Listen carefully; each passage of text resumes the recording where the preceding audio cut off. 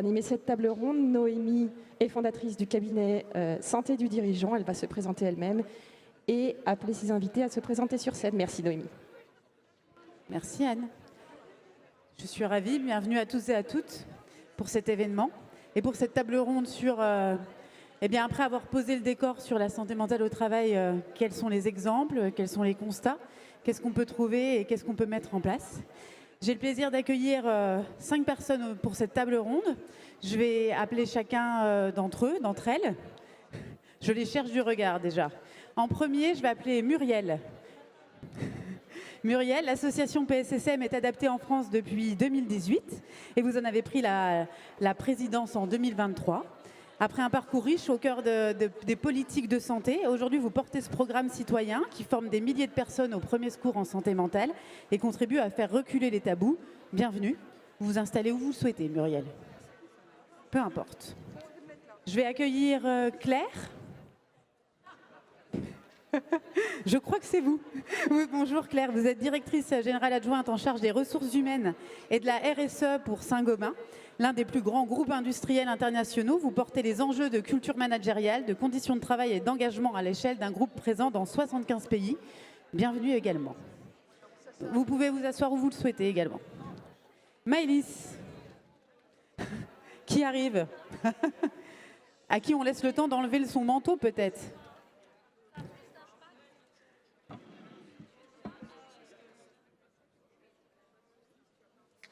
Bienvenue Maëlys. Vous êtes directrice des talents et de l'engagement au sein de Nestlé France, premier groupe agroalimentaire au monde, présent dans plus de 180 pays, d'une diversité extrême de métiers, un défi majeur. Faire vivre une culture commune et des pratiques cohérentes dans une organisation aussi vaste avec des réalités locales très différentes, c'est votre challenge. Bienvenue Maëlys. Delphine Maisonneuve. Où est Delphine? On me fait des pièges. C'est un piège de l'autre côté. Bienvenue Delphine, vous êtes directrice du premier acteur mutualiste de santé en Europe, un groupe qui est à la fois acteur de soins, assureur et employeur, les VIV. À travers cette triple casquette, vous observez l'évolution de la santé mentale depuis toutes les échelles, enfin ou presque. La prévention, l'accès aux soins et le management. Vous êtes aussi l'une des voix les plus fortes de la nécessité d'aligner discours et actes. Bienvenue également. Et je vais accueillir l'homme de la table ronde, Camille Puech, président fondateur de Cali Social. Je vais peut-être rester sur le côté. Vous êtes président de Cali Social, un acteur qui accompagne chaque année des milliers de situations individuelles et collectives liées au mal-être, aux tensions et aux crises au travail. Vos lignes d'écoute, vos interventions sur site et vos analyses de données vous donnent une visibilité très fine, presque en temps réel, de ce qui se passe vraiment dans les organisations françaises. Bienvenue. En quelques mots, je me présente, Noémie Guérin, je suis fondatrice du cabinet Santé du dirigeant, autrice d'un livre qui s'appelle « Prenez soin de votre santé mentale au travail » et j'ai le plaisir aujourd'hui de vous accueillir pour qu'on discute réellement de ces sujets-là. Je vous ai donné une ligne de conduite pendant la préparation, j'ai demandé de l'authenticité, je veux du vrai, ça pose la donne. On parle beaucoup de ce sujet-là avec ce santé mentale grande cause nationale. On va signer une charte tout à l'heure sur le sujet. On parle beaucoup des signaux d'épuisement, le désengagement, l'anxiété, qui sont des choses qui continuent d'augmenter à l'intérieur des organisations. Parce que la santé mentale n'avance pas qu'avec des slogans, elle avance aussi avec des actes, elle avance avec des gestes concrets, répétés, mesurables. Parce qu'on va dépasser le santé mentale washing, je vous propose de regarder pendant cette table ronde ce qui marche vraiment, ce qui ne marche pas aussi, ce qu'on a raté et ce qu'on peut faire dès demain qui nous permettent de nous mettre en action sur le sujet. Pas de communication lisse, pas d'autosatisfaction. On va voir ce qu'on a appris, ce qu'on a échoué. Alors on y va concrètement. Pour commencer, je vous propose de poser le décor. Pas un décor théorique, plutôt un décor dans le réel, ce qui remonte du terrain. Et pour ça, je vais poser une première question à Camille sur le sujet. Camille, vos données montrent une dégradation encore actuelle de la santé mentale des travailleurs. Un salarié sur 4 dit aujourd'hui avoir une mauvaise santé mentale. Alors on va décortiquer tout ça après. Dans mes accompagnements, moi aussi, je retrouve ça. C'est ce que ces chiffres décrivent. Un environnement imprévisible, exigeant, anxiogène parfois, on en a parlé pendant qu'on préparait. C'est quoi ce que le terrain nous renvoie aujourd'hui, sans tomber dans la dramatisation ni dans le déni, en trouvant un juste équilibre? C'est quoi le constat? Alors, bonjour Noémie, bonjour à tous. Merci, je suis ravi d'être présent avec tout le monde ici. Alors, quel est le constat? Je vais donner le constat que je vois, que je constate. En fait, nous, c'est vrai qu'on fait énormément d'études, on essaie de faire de la donnée en fait, pour essayer d'avoir une approche objective et prendre de la hauteur sur la situation, parce que je pense que la meilleure manière d'adresser les problèmes, c'est de les poser concrètement sur la table. Le premier chiffre, c'est le chiffre que tu as donné. En 2025, on a un travailleur sur 4 qui estime qu'il est en mauvaise santé mentale. Voilà, alors ça peut faire crier, ça peut faire peur, ça peut donner l'impression qu'on fait une alerte. En fait, ce qui est important, c'est de comprendre d'où ça vient. Parce que si on essaye de comparer avec ce qu'on avait avant, la réalité, c'est qu'on a les mêmes chiffres que l'année dernière. Et il faut qu'on remonte un petit peu plus loin pour trouver d'autres données et d'autres chiffres. Et les autres chiffres, c'était avant la Covid. On n'était pas sur du 1 sur 4, on était plutôt sur du 1 sur 7. Donc une personne sur 7 qui disait « je me sens en mauvaise santé mentale ». Aujourd'hui, c'est monté à 1 sur 4. Alors il y a un effet sensibilisation parce qu'on parle plus du sujet. Et ça, c'est formidable.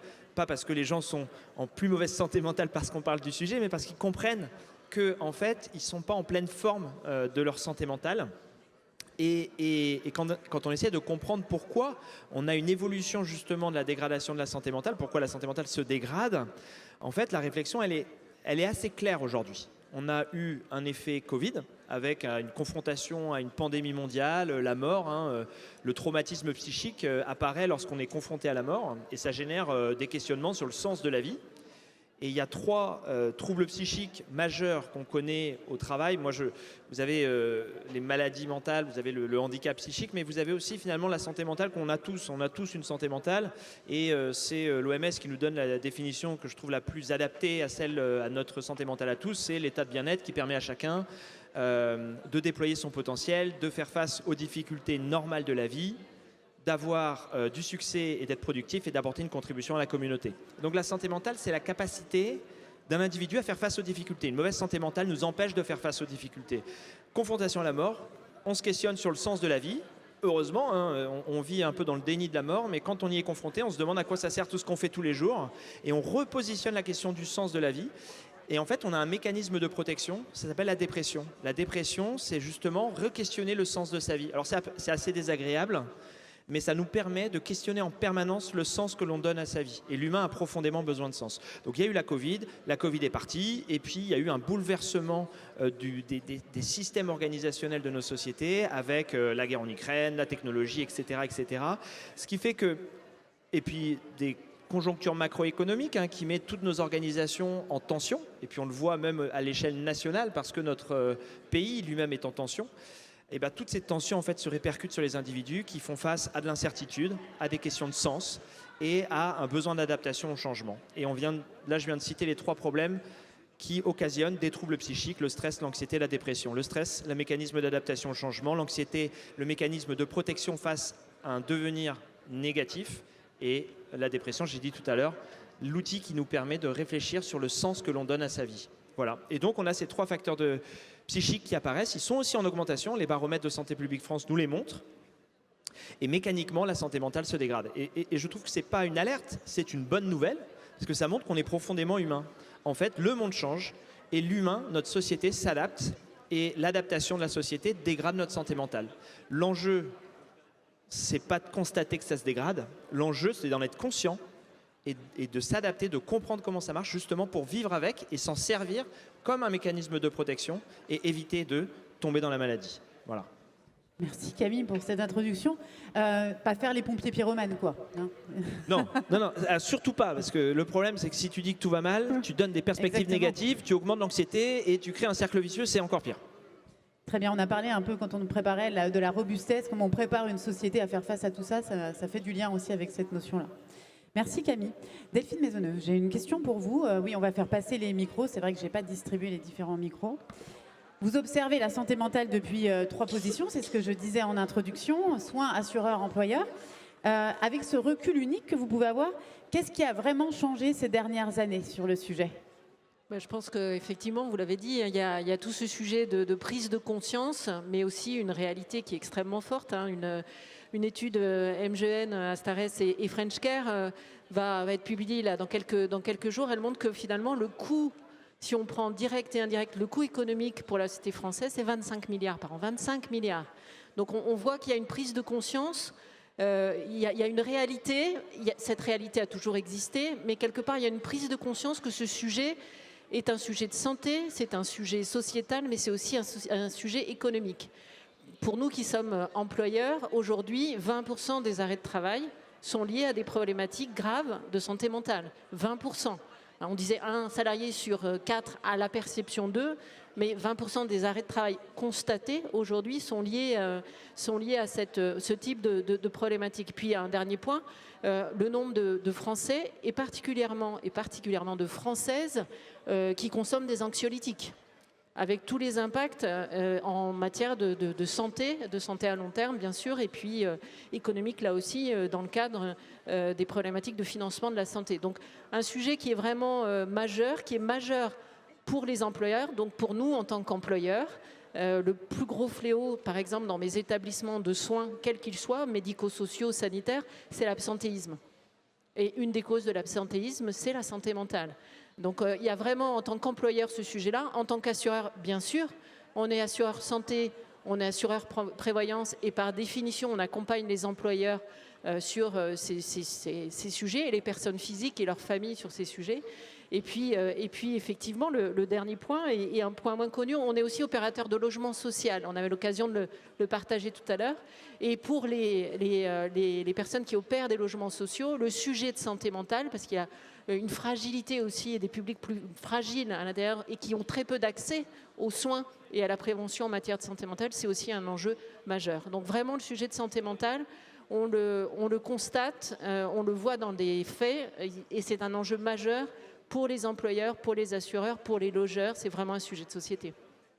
Je dis souvent, si on ne le fait pas par conviction, on le fait par pragmatisme. Absolument, mais le mieux c'est de le faire pour les deux. Le mieux c'est de le faire pour les deux. Mais quand on ne le fait pas effectivement, idéalement par conviction, les chiffres parlent d'eux-mêmes sur l'importance de traiter ce sujet-là. Muriel, évidemment, à vous de vous exprimer sur la thématique, parce que c'est ce que j'expliquais, PSSM a largement contribué à un changement de culture massif. Alors si vous, par humilité, vous n'osez pas le dire, moi je mets les mots dessus, parce que depuis quelques années que je travaille sur le sujet, je l'ai vu. Vous l'avez probablement vu avec PSSM.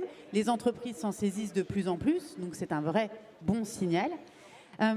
Est-ce qu'on peut se permettre aujourd'hui de laisser des équipes qui ne sont pas formées à la formation PSSM et peut-être nous rappeler pour tout le monde ce qu'est la formation Premier Secours en santé mentale? Bonjour. Alors, tout d'abord, merci. Là, c'est bon? Oui, d'accord. Donc, merci de m'avoir invité à cette table ronde. Premier Secours en santé mentale. Bon, c'est une formation qui nous vient d'Australie, où elle a été mise en place en 2000 et qui donc s'inspire de la culture anglo-saxonne, c'est-à-dire santé communautaire, hein, c'est-à-dire comment en fait l'expert n'est pas simplement le sachant, mais aussi celui qui est concerné directement, pour construire une formation dont l'objectif n'est pas de soigner, hein, dont l'objectif est de changer la représentation de la personne qui souffre psychiquement pour arrêter son isolement. Un isolement qui souvent est volontaire quand on est mal, hein, mais qui aussi existe parce que l'entourage isole ou ne désire pas être confronté aux problèmes de cette personne-là qui souffre. Et donc c'est vraiment... le travail a été mené en Australie au sujet de la dépression. Et c'est un sujet que tu évoquais, Camille, tout à l'heure. Mais on l'a développé en 2018, on est arrivé en France. Il y a aussi une autre caractéristique, en fait, de la formation.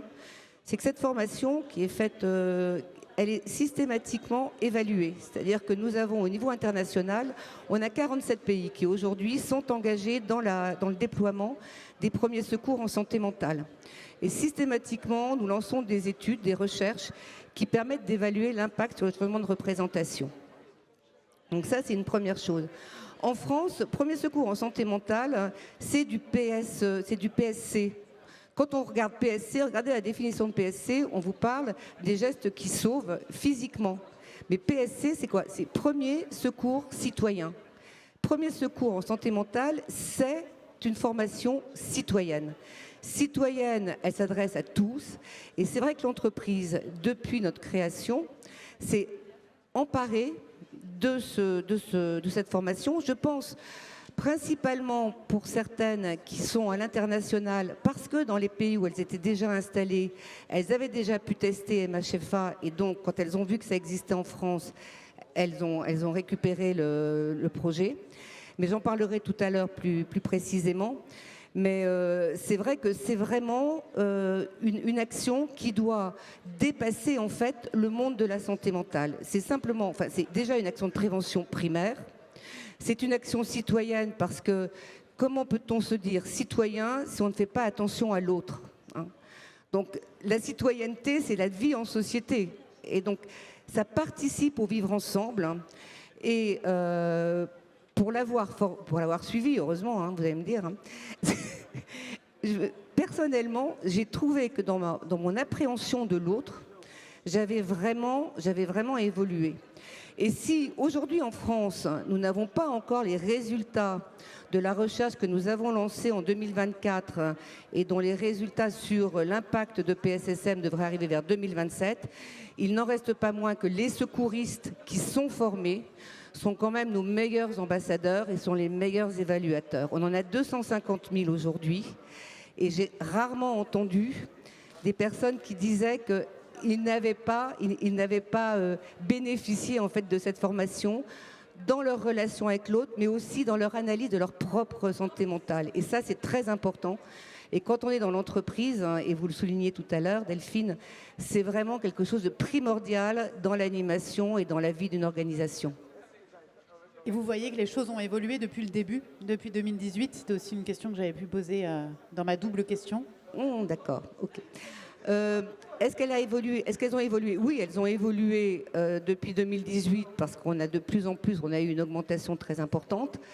Moi, là maintenant, ce que je dis, et Camille l'évoquait aussi, c'est-à-dire qu'il faut qu'on fasse attention de ne pas multiplier les solutions. C'est-à-dire qu'il faut aussi s'attaquer aux causes, même si ces causes sont d'une complexité telle que nous ne pouvons pas y aller. Mais on ne peut pas toujours. Je crois que ce qui est intéressant dans PSSM et dans le sujet qui est posé par la grande cause nationale, c'est de mettre en avant plus largement la politique de prévention. Nous avons une politique de prévention qui est très peu développée en France. Hein. On est plus dans le curatif, parce que les résultats sont beaucoup plus rapides que la prévention. On se rend compte que la prévention, c'est très long. Donc là, il y a bien sûr à consolider les actions qui sont pertinentes et qui sont probantes, hein, pour tout un chacun. Mais il faut s'attaquer aux causes et il faut que globalement, cette politique de prévention soit beaucoup plus portée au niveau des pouvoirs publics pour vraiment permettre que les causes soient aussi résolues ou du moins travaillées parallèlement. Merci Muriel pour ce complément. Ça fait vraiment lien avec la suite sur la question qu'est-ce qu'on peut faire, qu'est-ce qu'on teste et qu'est-ce qui fonctionne. Quand j'entends Muriel expliquer qu'il faut s'attaquer aux causes, bah c'est ça l'enjeu à l'intérieur des entreprises, c'est que moi je le vois sur le terrain, on me demande des fois d'intervenir sur la santé mentale avec une vision individuelle du sujet. Or la santé mentale au travail, c'est aussi systémique. Donc quand on parle de s'intéresser aux causes de manière citoyenne, ben c'est aussi s'intéresser aux causes dans l'entreprise de manière plus large sur le système même du travail. Donc qu'est-ce qui fonctionne? La première question, je vais la poser à Claire sur ce sujet-là. Et vous avez mis une démarche profonde en place à l'intérieur du groupe Saint-Gobain. Qu'est-ce qui fonctionne justement particulièrement bien dans cette démarche? Et puis je vais faire ma question en plusieurs fois parce que poser deux questions en une, ça ne va pas. Donc qu'est-ce qui fonctionne plutôt bien à l'intérieur de cette démarche aujourd'hui? Expliquez-nous peut-être la démarche que vous avez menée. Bonjour à toutes et à tous. Merci d'abord pour cette invitation sur ce sujet hautement important. Notre objectif chez Saint-Gobain, c'est d'être une entreprise, une structure qui soit exigeante et bienveillante. Ou, selon les cas, bienveillante et exigeante. Comment on regarde les choses. Et donc, pour ça, et ça fait partie de notre culture, de notre histoire d'industriel, on a une approche de gestion des risques. Et évidemment, on regarde depuis très longtemps les risques sur la santé. Alors, il y a des risques sur la santé qui ne sont pas forcément des risques sur la santé mentale, mais elle en fait évidemment partie. Et même si c'est quelque chose qui est un peu moins mature que ce qu'on a pu mettre en place par le passé, c'est un sujet auquel on s'est attaché et sur lequel on a travaillé depuis, je dirais, une dizaine d'années maintenant. Et on a effectivement mis en place, dans le cadre de cette culture qu'on souhaite développer pour être exigeant et bienveillant. Et je rebondis sur votre point qui était important, qui est le sens. L'exigence est porteuse de sens et le sens est exigeant. Et donc, on est parti aussi du sens de l'entreprise, du quotidien, et donc de notre capacité à donner aux salariés, effectivement, un sens et une exigence bienveillante, ou une bienveillance exigeante. Et donc, on a mis en place un programme, effectivement, qui vise d'abord à en parler. Ça commence par de la communication et de la formation. Donc, former tous nos salariés, le plus grand nombre possible. Alors, on n'y est pas encore arrivé, on a 160 000 salariés chez Saint-Gobain dans plus de 80 pays, mais de la formation, une mise en place, quand on parle de communication, d'un système d'alerte qui permet à chacun de s'exprimer sur le sujet, si besoin est, de partager des bonnes pratiques de prévention, des bonnes pratiques de dialogue, des bonnes pratiques de collaboration sur le sujet. On a mis aussi en place une évaluation.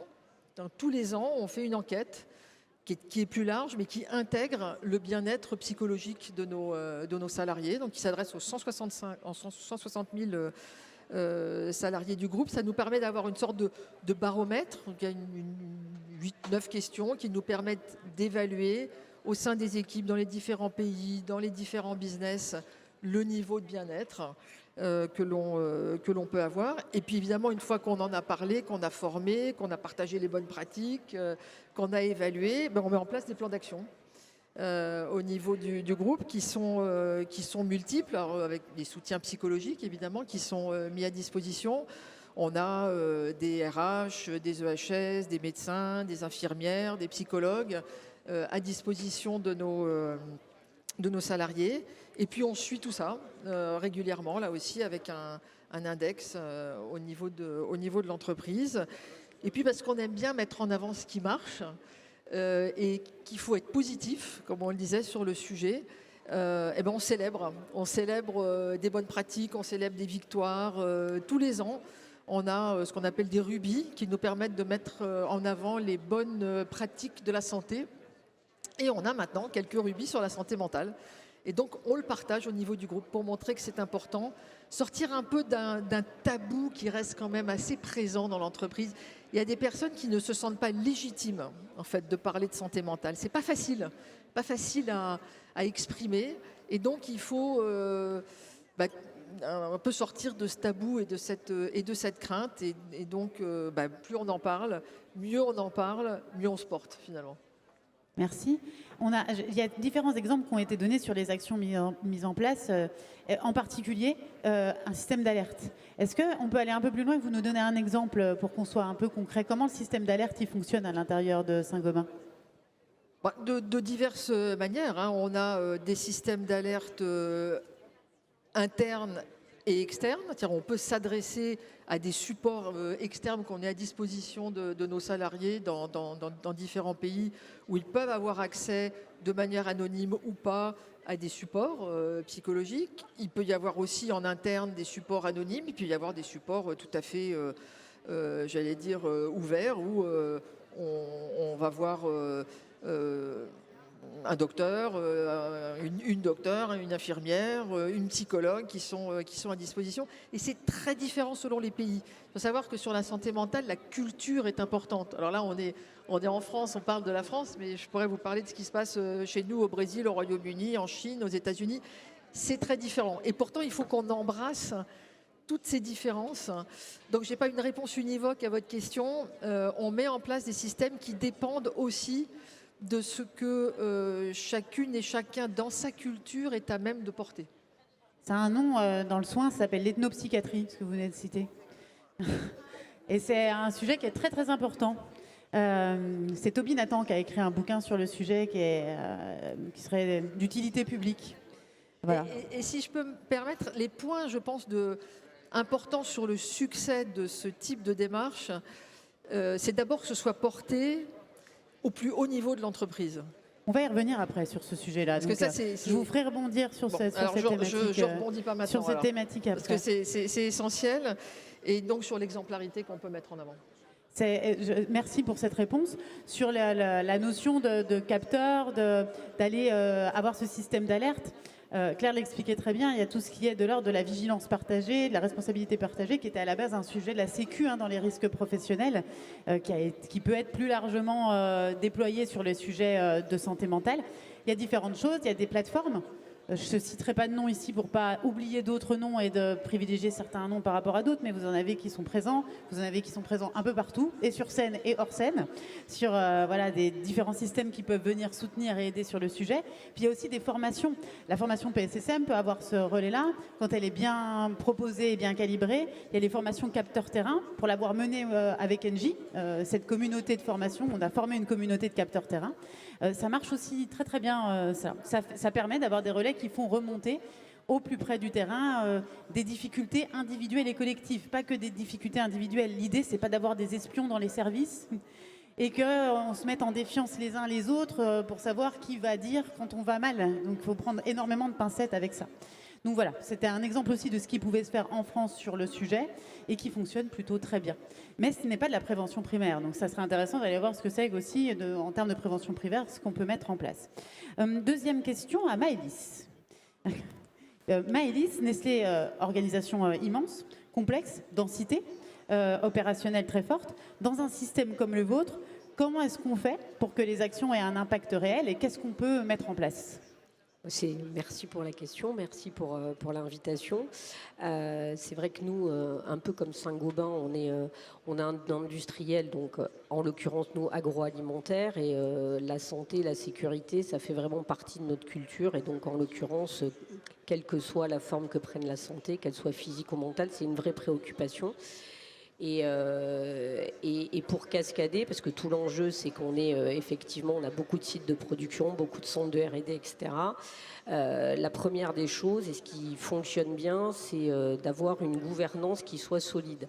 Et très concrètement, nous, sur le marché français, on a constitué une gouvernance qui est un comité santé, sécurité, qualité de vie et conditions de travail, qui est à la fois composé des équipes RH au niveau du siège, mais aussi de RH représentatifs de l'ensemble de nos sites de production, plus de la médecine du travail et également de tous les prestataires externes qui peuvent nous accompagner dans cette démarche d'action envers la santé, notamment Camille ici présent, avec qui on travaille depuis 13 ans et qui, je dois le dire, nous a fait beaucoup grandir sur ces sujets-là.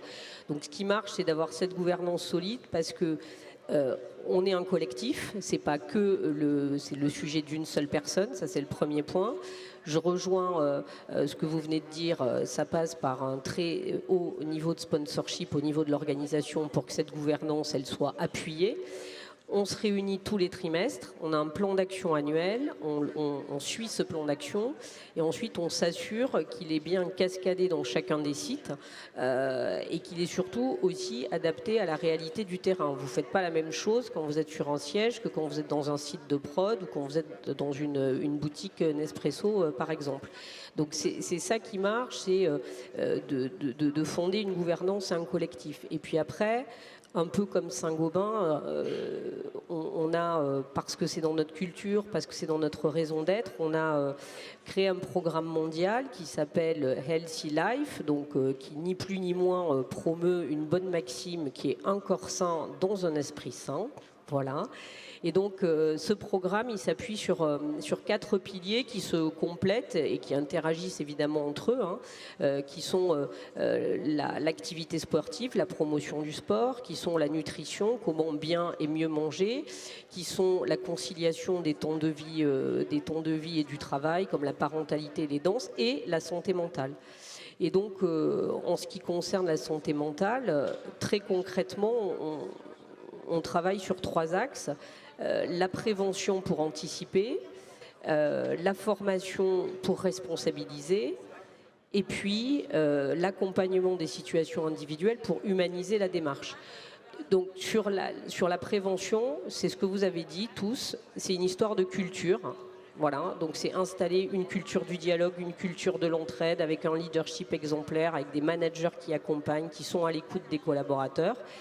Et des exemples concrets, c'est évidemment, on en parle beaucoup, on lève les tabous, on écoute nos salariés régulièrement avec une enquête annuelle également. On a créé des réunions d'expression dans toutes les équipes, voilà. Puis quelque chose peut-être un peu original, on a un programme où nos collaborateurs peuvent venir avec leur chien au bureau. Alors ça peut faire sourire, mais la musique adoucit les mœurs, mais les animaux aussi. Et il y a des études scientifiques très sérieuses qui ont été faites par notamment Purina, qui est un de nos business, comme quoi 67% des salariés estiment être en meilleure santé grâce mentale, justement, grâce au fait de pouvoir venir avec leur animal de compagnie. Parce que ça a des conséquences physiologiques positives sur ne serait-ce que la pression artérielle, sur le rythme cardiaque, sur la bonne humeur. Et cela fait également... les chiens sont un catalyseur social. Donc voilà, ça fait que les personnes se rencontrent entre elles. Donc voilà un exemple concret. J'en ai beaucoup d'autres à partager, mais on n'a pas le temps.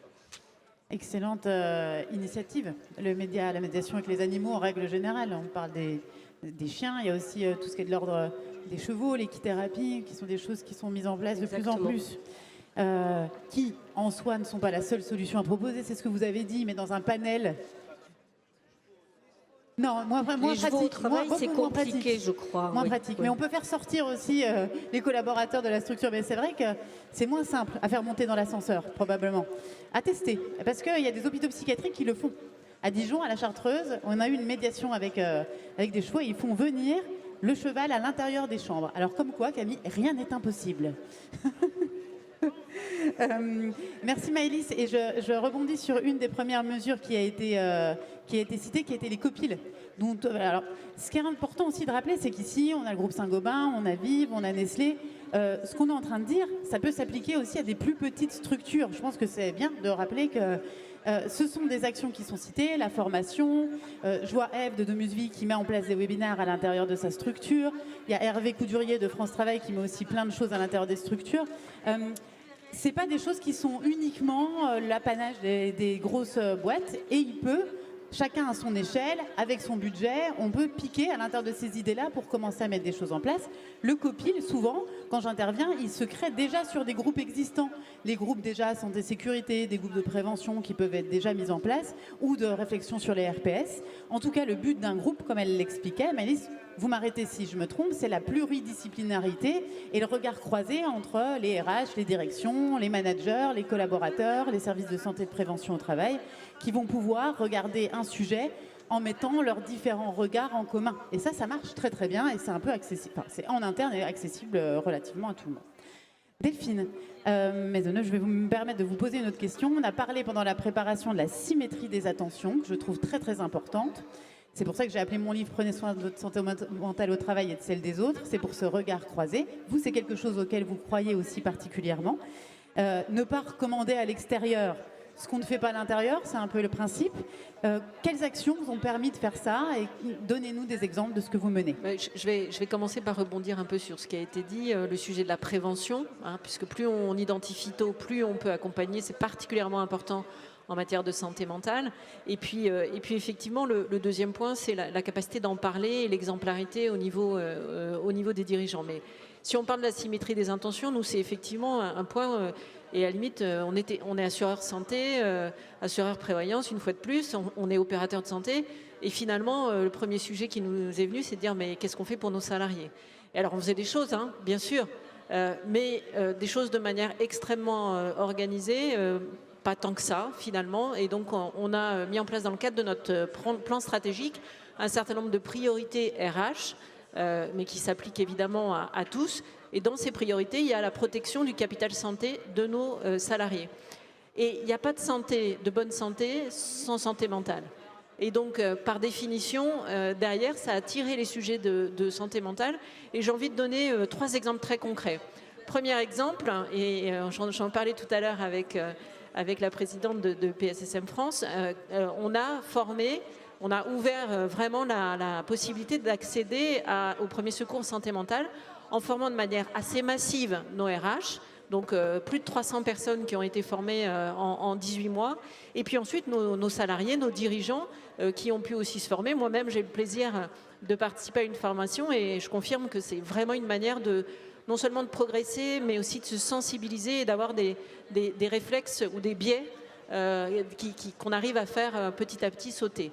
Donc formation PSSM extrêmement importante. Deuxième point, accès à beaucoup de ressources, vous l'avez dit, des ressources physiques, anonymes, pas anonymes, des parcours aussi de santé qui mixent les sujets de santé mentale et les sujets de bien-être et les sujets d'activité physique, parce que l'activité physique a aussi un impact extrêmement fort sur la santé mentale. Et santé mentale et activité physique sont nos deux priorités, à la fois en tant qu'employeur et en tant qu'assureur.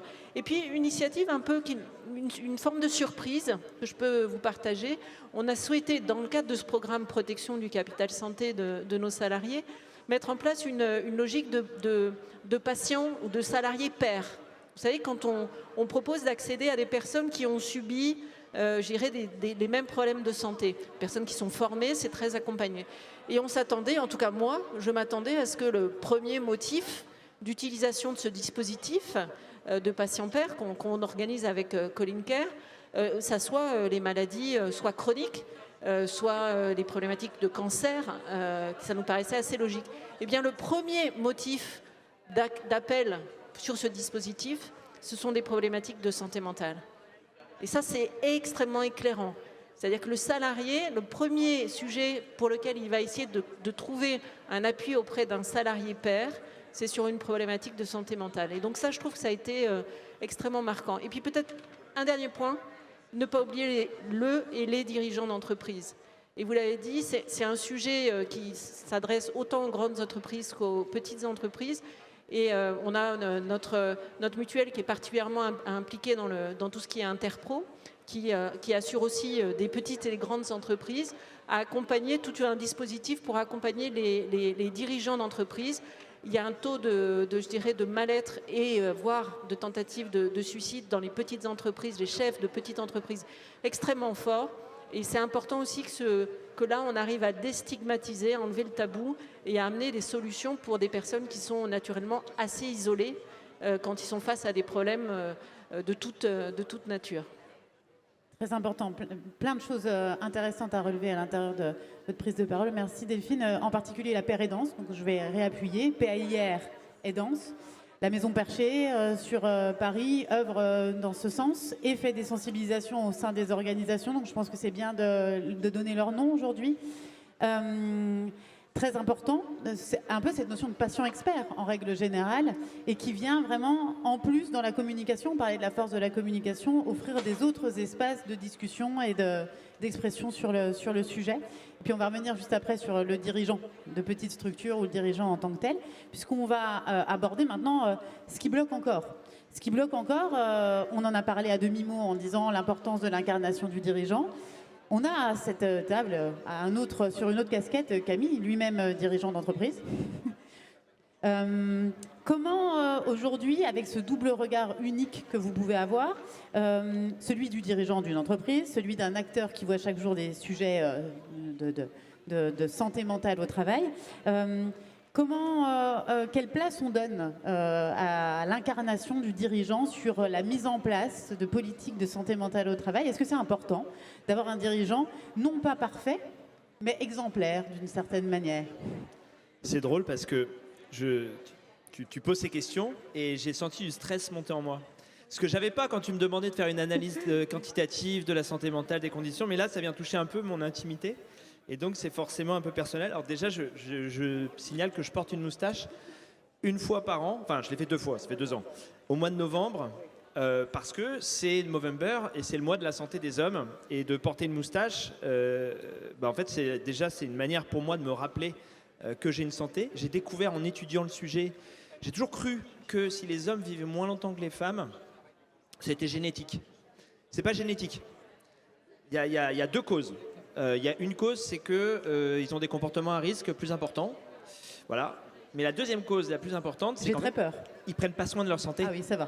Les femmes prennent plus soin de leur santé que les hommes. J'ai cru que le motif, c'était les femmes, Camille, ça allait m'effrayer. Quoi les femmes? C'était les femmes qui pesaient sur la santé mentale des hommes. Et qui... C'est la charge Bon, mentale là, voilà. masculine, messieurs, dames. Mais oui, Exactement. J'ai eu on très le dit peur pas de assez. la digression qu'on allait... Pardon. Non. Non, c'est parce qu'on ne prend pas soin de notre santé. En fait, alors effectivement, je suis chef d'entreprise. Cali Social, c'est plus d'une centaine de collaborateurs. On fait aussi travailler près de 900 professionnels, donc des femmes et des hommes qui tous les jours travaillent avec Cali Social, mais aussi Cali Social, on a un rôle dans leur vie et la vie de leur famille. Et donc, ce sont des responsabilités. Je fais aussi partie, en tant que dirigeant, je fais partie d'un collectif qui s'appelle Croissance Plus, d'entreprises responsables. Donc c'est une association d'entrepreneurs qui s'engagent pour la société et dans une dynamique de croissance. Donc il y a vraiment cette logique de sociétal et de développement. Et je vais parler pour moi, mais je vais parler aussi pour tout le monde, parce qu'en fait les dirigeants, et puis tout à l'heure vous citiez que le taux de suicide était très élevé. Autant, tout à l'heure je disais que la santé mentale dégradée avait stagné entre 2025 et 2024 chez les travailleurs.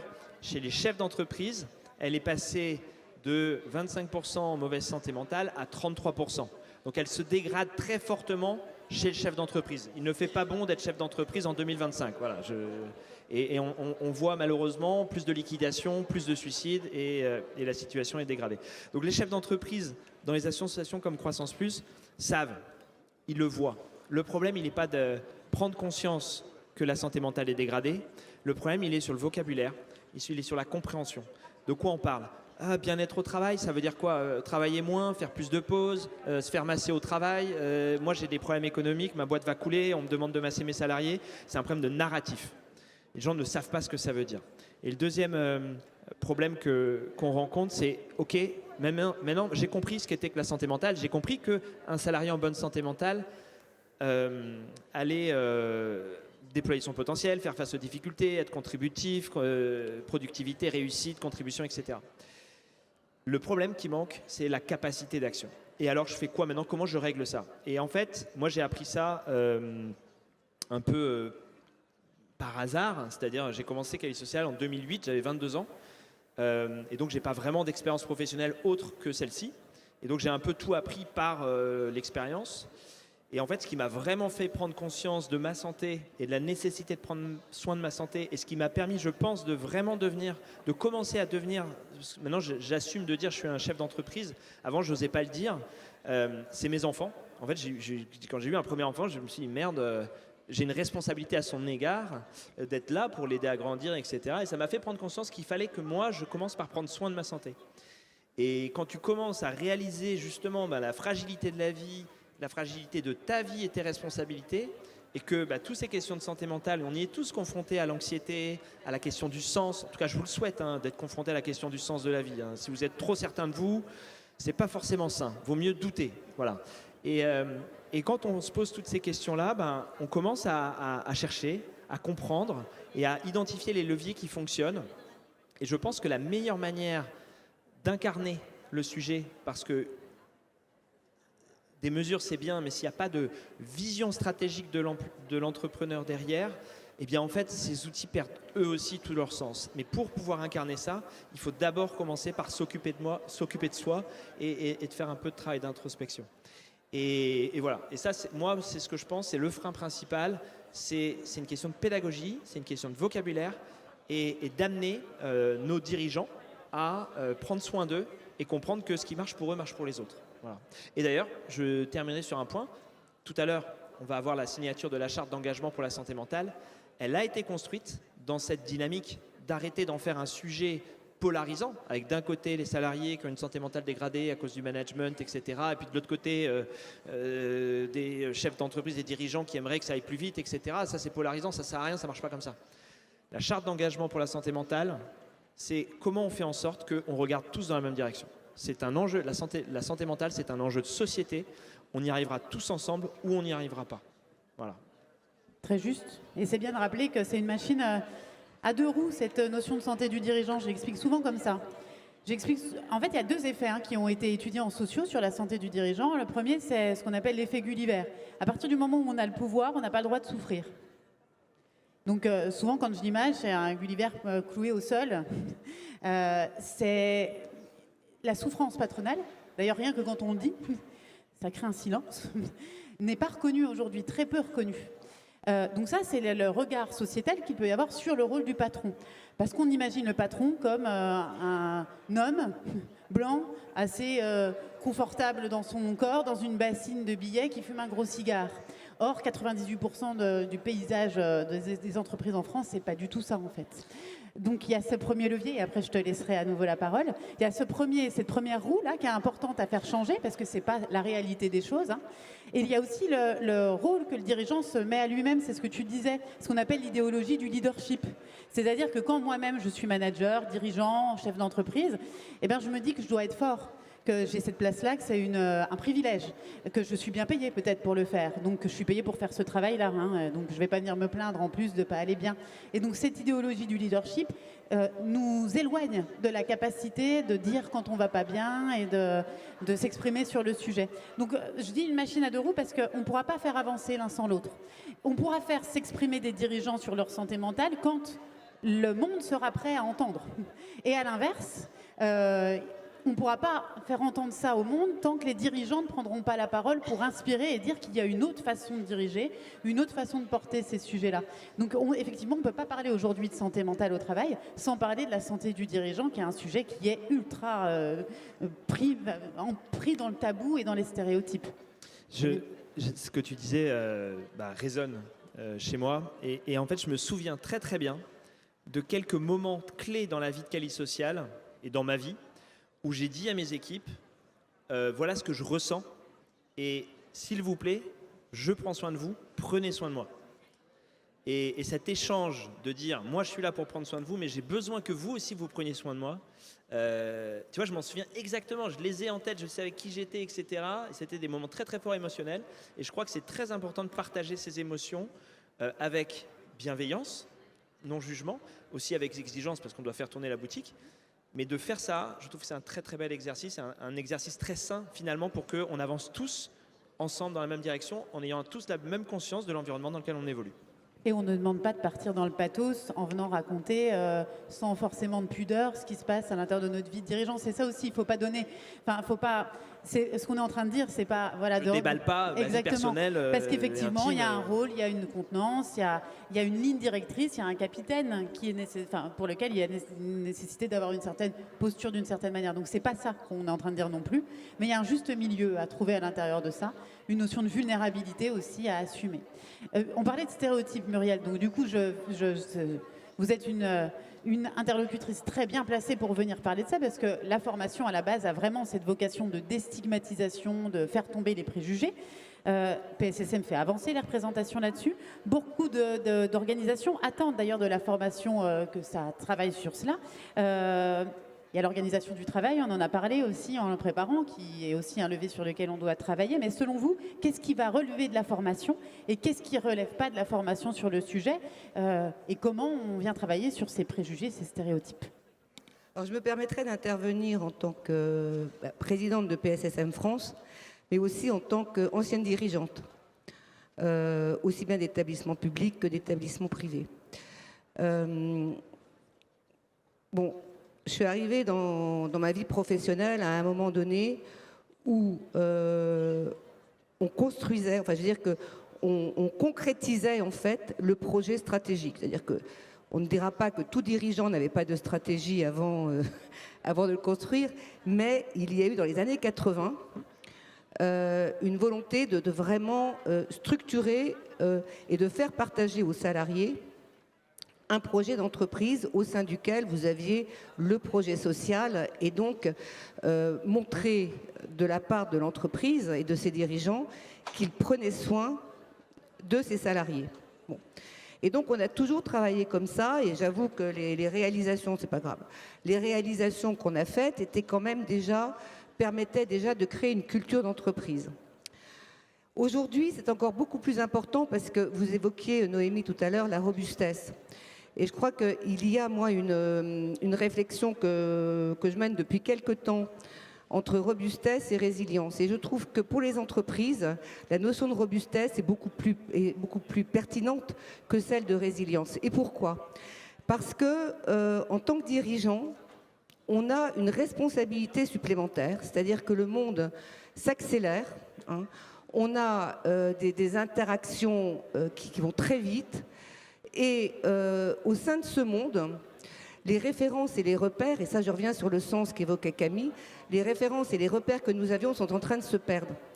Et aujourd'hui, la vie active, la vie salariée, le fait de travailler est structurant et donne du sens et doit donner du sens à notre vie. Et du coup, la responsabilité des dirigeants est encore plus forte qu'avant.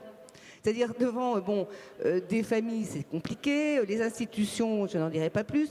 Donc voilà, donc l'entreprise est là comme structurante et donc elle doit être robuste et tenir, et donc être agile en même temps, et tenir dans ce monde qui bouge énormément et qui est très troublant et qui entraîne évidemment une souffrance psychique pour ses salariés.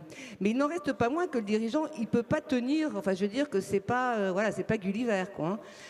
Et donc, moi, ce que je remarque, c'est que de plus en plus, on en parle. C'est-à-dire qu'on a eu récemment, enfin moi j'ai pris connaissance récemment d'une étude qui a été menée sur la santé mentale des dirigeants, qui a été largement diffusée, et je me suis dit, c'est bien qu'on en parle, hein, que les dirigeants disent que quasiment la moitié des dirigeants qui ne se sentent pas bien mentalement ne vont même pas voir un professionnel de santé pour en parler, qu'ils n'osent pas en parler à leurs collaborateurs.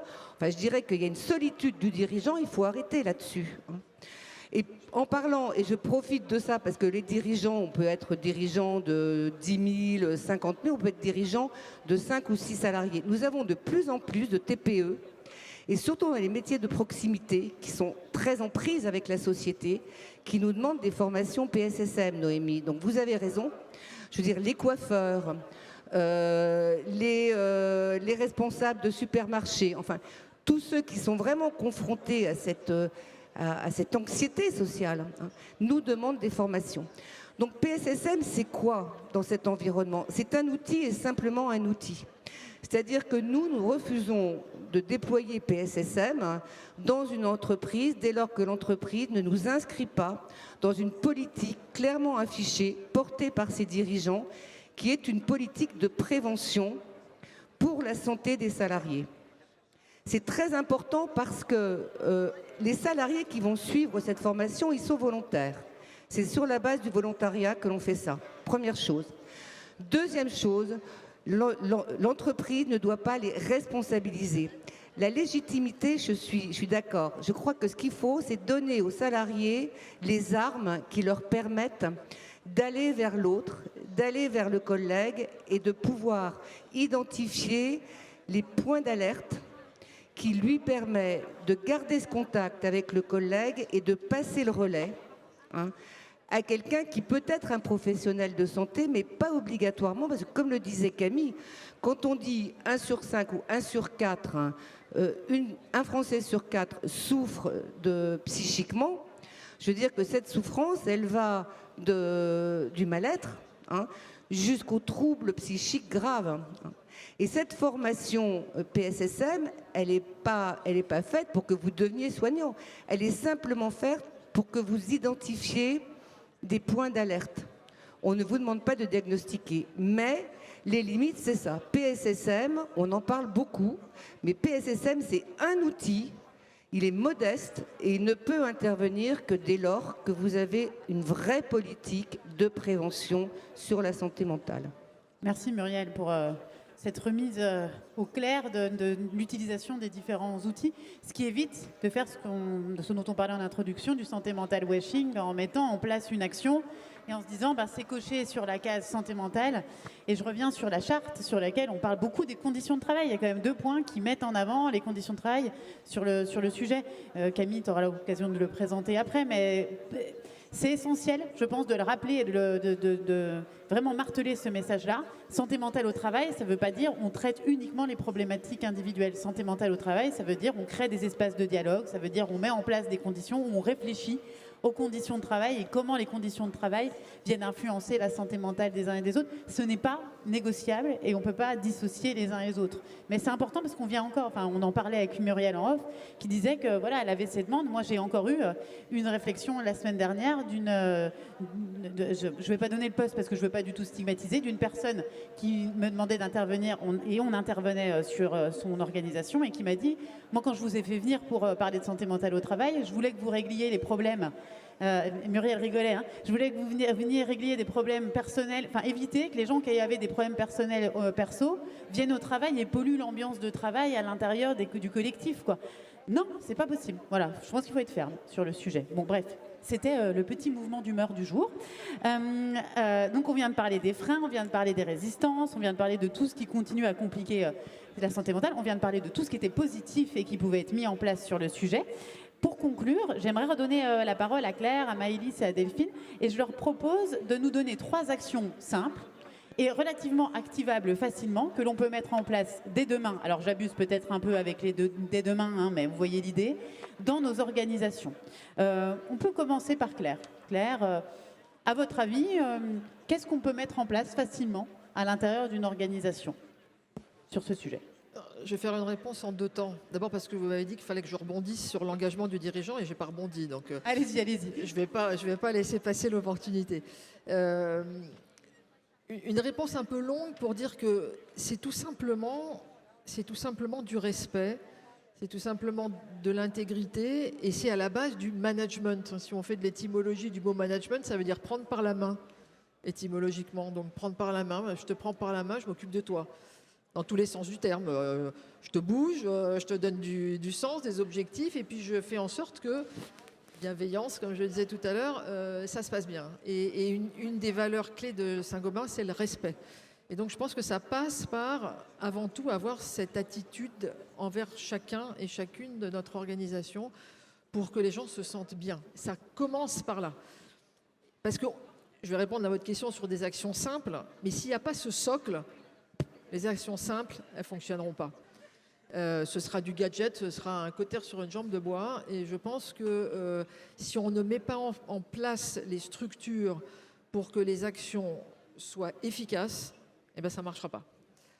Donc ensuite, des actions simples, ça peut être ce qu'on a fait chez nous, ce que je n'ai pas mentionné, des petites vidéos explicatives de bonnes pratiques, de situations résolues sur des cas précis, pour un peu dénouer quelquefois la peur de s'exprimer sur ces sujets. Et donc, encore une fois, plus on en parle, plus on communique, plus on échange, plus on banalise quelque chose qui ne doit pas être banalisé, plus on est efficace sur le sujet. Donc voilà, les petites actions, c'est vraiment du partage au quotidien pour faire avancer les choses. Mais j'insiste, à condition qu'on ait posé le socle pour que ce soit une plante qui pousse sur un terreau et qui soit arrosée. Sinon, vous avez beau planter, il ne se passera rien du tout. Et puis, il risque d'y avoir de la dissonance, surtout aussi entre ce qui est fait, ce qui est prêché, ce qui est dit, ce qu'on vit réellement sur le terrain. Donc, oui, sinon, ça tombe à plat, et donc ça ne pousse pas. Il y a autre chose dont on n'a pas parlé, c'est le fait que ça soit porté par la gouvernance et que ça soit porté par les dirigeants. Ça permet aussi d'avoir du temps et du budget, parce qu'il ne faut pas oublier que quand ce n'est pas porté par ces instances, on a du mal quand même à mettre en place des choses qui sont pérennes sur le long cours. Donc c'est effectivement important. Maëlys, 3 actions. Eh bien, sans transition, Noémie, on parlait du comité de direction. Moi, je pense qu'une action hyper concrète, c'est que comme l'escalier se balaye par le haut, paraît-il, eh bien, il faut embarquer son équipe, son comité de direction, parce qu'il faut que ça devienne, ça ne doit pas être un supplément d'âme de politique sociale, le sujet d'agir pour la santé mentale. Il faut vraiment qu'on soit tous convaincus que c'est un vrai levier stratégique et que si on le fait, c'est à la fois pour protéger évidemment les salariés, pour créer de l'engagement, mais on le fait aussi parce que c'est une question d'investir dans la performance durable de l'entreprise. C'est ça la réalité. Donc, il faut que ça devienne culturel et stratégique. Donc c'est important d'embarquer le comité de direction. Alors très concrètement, il faut inviter Noémie, il faut inviter Muriel, il faut inviter Camille, par exemple, pour intervenir dans le comité de direction. Voilà. Je pense que c'est hyper concret, ça, de venir expliquer le pourquoi c'est important, pourquoi maintenant, à quoi ça sert et qu'est-ce qu'on peut faire. Ça, c'est concret. Une deuxième chose très concrète, c'est aussi la formation de tout le collectif de l'entreprise, parce que, encore une fois, je pense que c'est un sujet, on parlait de créer une culture de l'entraide. Créer une culture de l'entraide, ça veut dire que tout le monde est responsable et que c'est le sujet de tout le monde. C'est pas qu'un sujet des dirigeants, c'est pas qu'un sujet RH. Évidemment, ça doit être porté au plus haut de l'organisation, mais pour que ça se capillarise, il faut que ce soit le sujet de tout le monde. Donc il faut former évidemment les managers à détecter les signaux faibles et les risques psychosociaux. Ça peut se faire, la formation. Puis on peut former aussi, comme je crois vous l'avez fait, un grand nombre de salariés à la formation PSSM. Je pense que voilà, être tous un peu les anges gardiens les uns des autres et créer des interdépendances positives, parce que c'est ça la robustesse en fait, c'est de créer de l'interdépendance positive. Voilà. Bien sûr, Muriel. Bon, je vais rajouter simplement une petite anecdote, parce que je la trouve assez significative à ce moment de la discussion. Vous savez qu'il y a des élections professionnelles en fin d'année. Et on a reçu récemment à PSSM trois informations. Alors l'une, c'était un syndicat qui nous envoyait la liste de ses candidats, et vous aviez les photos, et il y en avait certains, c'était « Je suis secouriste en santé mentale ». C'est amusant. Et il y en a deux autres qui nous ont dit, qu'ils ont demandé, est-ce qu'on peut dire qu'on est secouriste en santé mentale voilà, en termes d'information pour les élections professionnelles. C'est intéressant quand même. Ça veut dire qu'il y a une forme d'appropriation et de sentiment que c'est important aujourd'hui, non seulement quand on défend les intérêts professionnels, de montrer aussi qu'il y a une formation qui est très fréquemment et tout le temps financée par les entreprises. Donc ça, je tenais à le dire, c'était amusant. Et j'avais rebondi sur l'anecdote de Muriel en lui disant que moi j'avais accompagné une entreprise dont les représentants syndicaux se sont formés à la formation PSSM, et le CODIR a souhaité se former en contrebalance pour dire, puisque les représentants syndicaux se sont investis, nous aussi, on doit prendre notre part de responsabilité, de connaissance sur le sujet. Et ils se sont formés, ils ont fait une publication commune en disant le CODIR s'est formé à la formation PSSM et les représentants syndicaux se sont formés aussi. Bon bref, c'est quand même suffisamment rare et intéressant comme pratique pour le souligner. Comme quoi, ce genre d'initiative peut faire germer, c'est ce qu'on disait, d'autres choses quand le terrain le permet. Merci. Delphine, les 3 actions activables auxquelles vous pouvez penser? Alors, sur base du socle ou du terreau tel que ça a été cité, parce que je pense qu'effectivement, la qualité de l'écoute et la bienveillance est absolument essentielle. Et c'est pas bisounours, c'est pas mot du genou, c'est pas... voilà, c'est en lien avec la performance, justement. Pour moi, le premier point, clairement, c'est déstigmatiser, en parler. Et nous, on martèle, avec l'aide de Samuel et de toute l'équipe, il n'y a pas de santé sans santé mentale. Et ça, il faut le marteler à l'intérieur de l'entreprise, il faut le marteler, je dirais, au niveau de la société. Et je pense qu'on peut, soit on touche les gens pour eux-mêmes, soit on les touche pour leur entourage. Moi, je suis marquée que sur tous les sujets, et c'est très très large, le harcèlement, les problématiques de diversité, etc., finalement, quand on parle, parfois on fait un pas de côté et on parle de les enfants, les conjoints, etc., on arrive à déclencher finalement des prises de conscience qui sont peut-être un peu plus confortables, voilà, si je peux le dire comme ça. Et dans cette déstigmatisation, sensibilisation, je pense que les dirigeants sont particulièrement importants.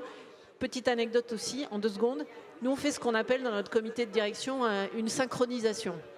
Alors un exercice où tout le monde n'est pas toujours très à l'aise. Et en fait, c'est quoi la synchronisation? C'est simplement partager avec les collègues qu'est-ce qui me donne de l'énergie.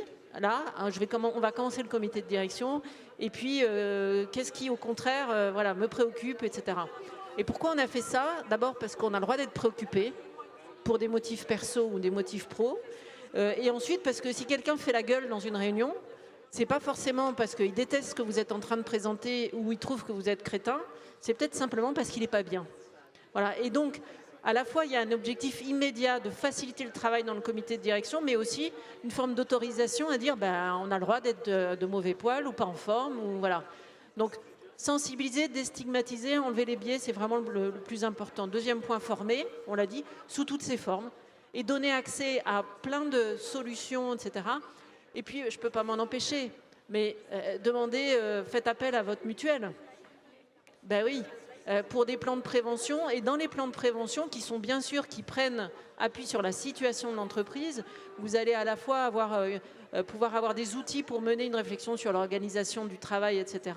Et puis aussi pour travailler sur des outils qui vont permettre d'accompagner la montée, je dirais, la préservation de la santé de vos collaborateurs. Voilà. Donc la mutuelle, c'est pas là que pour payer des soins, c'est aussi pour accompagner en prévention. Et évidemment, je prêche pour ma paroisse, mais d'autres aussi le font. Franchement, profitez de cette opportunité, et particulièrement pour les petites ou moyennes entreprises qui sont moins outillées que les grandes entreprises qui ont dans les équipes de RH, etc., beaucoup de capacités à mettre en œuvre. Donc surtout, prenez appui et demandez à votre mutuelle qu'est-ce qu'elle peut faire pour vous. Merci Delphine. Bon, on a parlé chiffres, on a parlé freins, on a parlé actions, mais au fond, tout ça, ça se résume à une chose, hein. La santé mentale au travail n'avance pas avec des intentions, des bonnes intentions, elle avance avec des actes, d'où la signature qui va suivre. Ce qui transforme les organisations aujourd'hui, on l'a remarqué, tout le monde l'a fait remonter, hein, c'est pas un dispositif de plus, c'est pas un plan parfait, c'est un manager qui prend le temps d'écouter, c'est un dirigeant qui assume sa responsabilité et sa vulnérabilité, c'est un collectif qui ose dire ce qui ne va pas, ça a été relevé à bien des reprises, c'est une équipe qui se parle pour de vrai. La santé mentale, c'est loin d'être un sujet à part, c'est une manière de travailler, c'est une manière de diriger, de se respecter, ça a été cité aussi au quotidien. Alors, si on doit retenir quelque chose aujourd'hui, c'est ça. Commençons petit, mais commençons maintenant. Parce qu'un geste simple, répété, fait toujours plus bouger une organisation qu'une promesse qui reste au conditionnel. Merci à toutes et à tous pour votre écoute. Oui. Non, je vais laisser les applaudissements. Juste un point d'information, c'est que donc à 18h, il y a effectivement la charte, la signature, l'annonce de la liste des premières organisations signataires de la charte d'engagement pour la santé mentale. Elles sont plus de 150. Mais d'ici là, vous avez des personnes qui ont des ballons jaunes, charte d'engagement santé mentale. Si vous avez des questions sur la charte d'engagement sur la santé mentale, vous recherchez les personnes avec des ballons jaunes.